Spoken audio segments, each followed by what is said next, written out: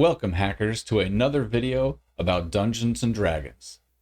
And today we're going to talk a little bit about the design philosophy of 5th edition, or 5.5, or 5.24, whatever it may be.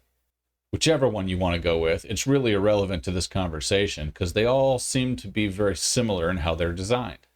I recently have been talking with a buddy of mine that I used to play 2nd edition with 30 years ago. And we actually had a Geek Fest weekend where all of us got together, and I ran a 5th edition adventure for them. That got us all talking about the differences between 5th edition and 2nd edition. And so I thought maybe we'd touch on that topic just a little bit today.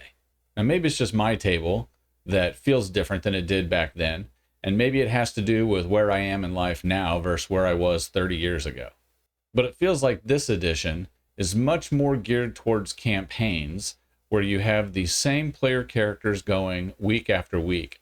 Whereas when we played 2nd edition, we had a lot of weeks where it was whoever happened to show up played, and it wasn't always the same person running the adventure. Different people would run the adventure, and they'd just have an adventure ready for a specific level, and whoever you had at that level, you could bring into that adventure. There were no huge overarching stories spanning the entire campaign and the entire life of that character. Each week was its own self-contained adventure. Now, maybe that's because we were all young and in college and didn't have a lot of responsibilities, and now we're all old with kids and jobs. But I think there's some things involved in the change in design philosophy between 2nd edition and 5th edition that really gear towards that. So today we're going to take a look at what I think are the 3 big differences in the design philosophy. While editing and having conversations with Lava Java, I had some other thoughts and he had some thoughts as well. So occasionally you will see this me with the gray sweater interrupt the other me in the other sweater with additional thoughts. I hope it's not too distracting. The first change and biggest change that I've seen in the design philosophy is 2nd edition, the game system was much more complex. And it all started with THAC0. That's a name I've not heard in a long time. To hit armor class 0. THAC0 was complicated, and while it's not really hard to adjudicate your roles with it, it is confusing for new players. When we did finally all start getting married and continuing to play 2nd edition, and we tried to pull our wives into it, THAC0 was one of the biggest struggle points that we had. Different classes have a THAC0 that advances at different rates. A fighter's THAC0 got better every single level, and a wizard's THAC0 only got better once every 3 levels. But to complicate things even further, the priest's THAC0 got better by 2 every 3 levels. So it was a little complicated to figure out what your THAC0 was. On top of that, that just tells you what you need to get to hit armor class 0. If you know what your target's armor class is, then it's easy to plug that in. If your THAC0 is a 12 and your opponent's armor class is a 6, 12 minus 6 gives you 6, and you need a 6 to hit it. But what if you don't know the target's armor class? Then you have to calculate what armor class you hit with each roll separately so that you can tell the dungeon master and have them tell you whether or not you hit. In 5th edition, it's much easier. You take your dice roll, you add your to hit modifier, and that's what armor class you hit. Now on the ability scores, those were even more convoluted. Let's take a look at strength, for example. You can see on this table right here in front of us that as your strength score gets better, different numbers change at different rates. Your hit probability goes up as you go up in strength, as does your damage adjustment, but not at the same rate. The amount of weight you can carry and the maximum amount that you can press both go up also, again at different rates. Your chance to open doors and your chance to bend bars or lift gates all go up at completely different rates from everything else. This is going to be very similar to the dexterity table, where your reaction adjustment and missile attack adjustment at least are in sync with each other, but they go up while your defensive adjustment goes down. This is because in Dungeons and Dragons 2nd edition, a lower armor class was better versus a higher one. Another strange point where some things go down and some things go up. In 5th edition, your attributes have a straight +1 to +5 bonus, or minuses if you're below 10. And that +1 or +2 or +3 applies to everything based on your strength or your dexterity or your constitution or whichever attribute it is. You just have one bonus to keep track of and not 6 or 7 columns worth of information. Levels were drastically different. The first thing you notice is that each class in second edition has a different experience chart. The parties all get experience, but they advance at different rates. So it's possible that one character could have the same amount of experience as another character, but one of them is level 6 and the other one is level 8 or 9. Then multi-classing becomes drastically different as well. You have to decide at character creation what combination of classes you are, and then you split your experience between the two of them. Now, each of those class levels will advance, but remember, some of those classes have different advancement rates. So maybe you're level 3 in one class and level 4 in another, or level 7 in one class and maybe even 9 in the other. In 5th edition, everybody advances at the exact same rate. You get a certain amount of experience and you go up to the next level. And it doesn't matter what class you were or what class you're going to pick going forward. If you want to multi-class, you can decide that later on as your character grows. And finally, the next big difference that I saw was the changes to spells. In 2nd edition, you had to select each spell specifically. There were no spell slots. In 5th edition, you have all these different spells that you can cast, and you can choose which ones to do. But in 2nd edition, if you had Fireball 3 times and decided you wanted to cast a lightning bolt for some reason, but you didn't memorize that spell, then you couldn't do it. Or if you took 2 fireballs and 1 lightning bolt, and you cast 2 fireballs and then come upon a troll, you can't change that lightning bolt into a fireball, even though they're the same level of spell.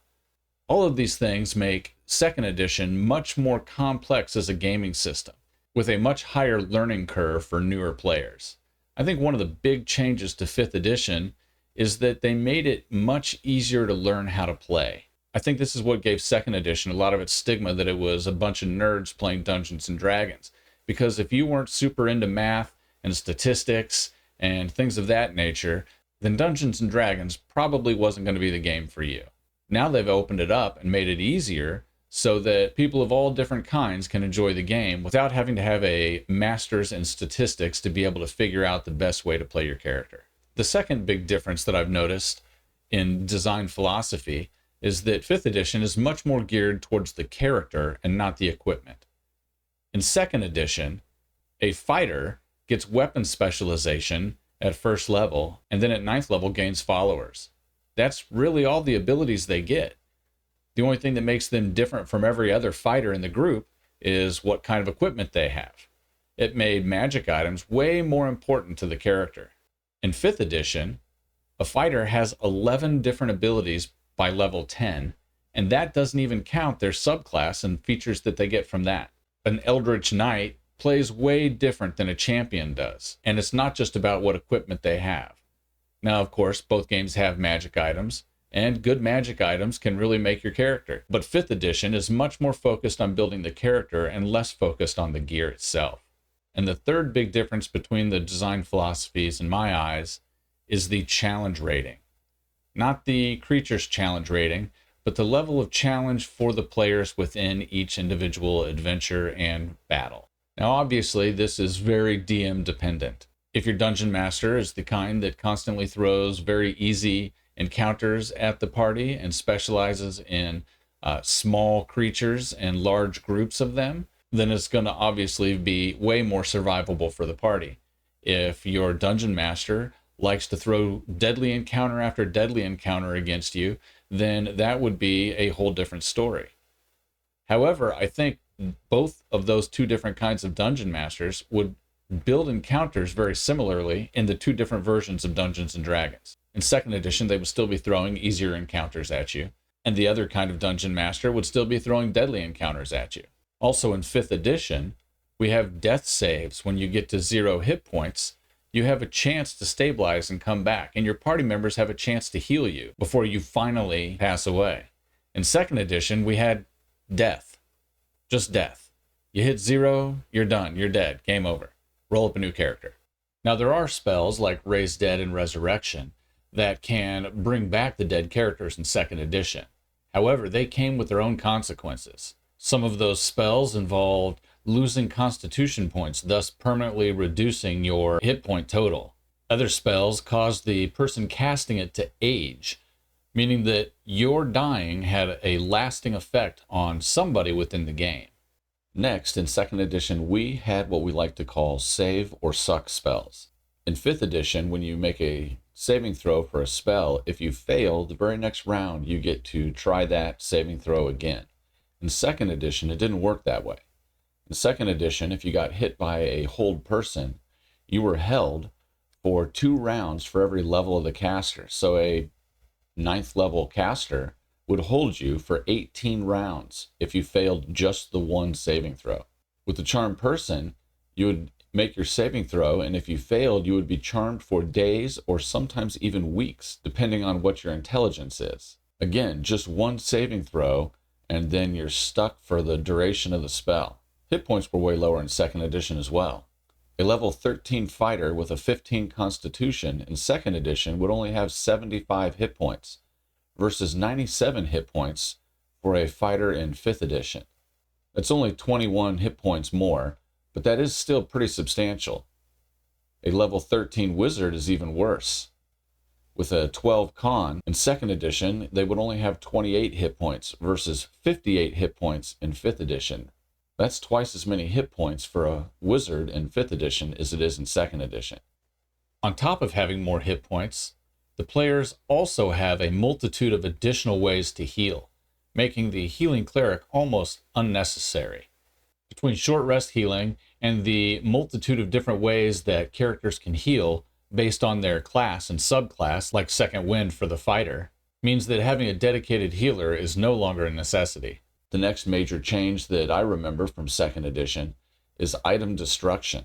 In 5th edition, when you get hit by a spell or something that deals damage, your items are fine. They're in no danger. In 2nd edition, if you get hit by a fireball and fail your save, every one of your items has to make a saving throw or be destroyed. Even your magic items and artifacts can be destroyed. I've had a lot of very powerful magic items destroyed simply because I failed a saving throw. So what does this mean as far as the design philosophy for the different versions of the game? With 5th edition being much safer and easier to survive, and far less complex in the rules, I think it really leans towards longer running campaigns because the same characters can stay alive for the entirety of the campaign. It also makes it much easier and more enjoyable for new players. The less complexity means that the new player doesn't have to learn as many rules, they just have to know their character. 2nd edition, being more complicated and more deadly, leads more to a kitchen table kind of game, where each week, whoever decides they want to run a game can run the game and everybody just grabs an appropriate leveled character that they have. This way, the story doesn't have to continue from session to session, so if somebody dies the next week, they can just bring in a different character. Now, as I said in the beginning, you can easily play either style of game in both systems. It just feels like the way that the 5th edition is designed leads more towards a campaign-based game, whereas 2nd edition leans more towards a kitchen table type campaign.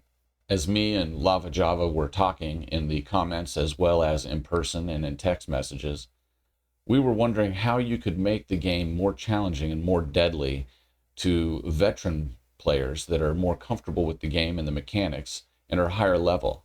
I think we've all noticed that games peter out at a pretty low level in 5th edition. Very rarely do you get into the mid-teens in a campaign, and most games end around level 10 or 11.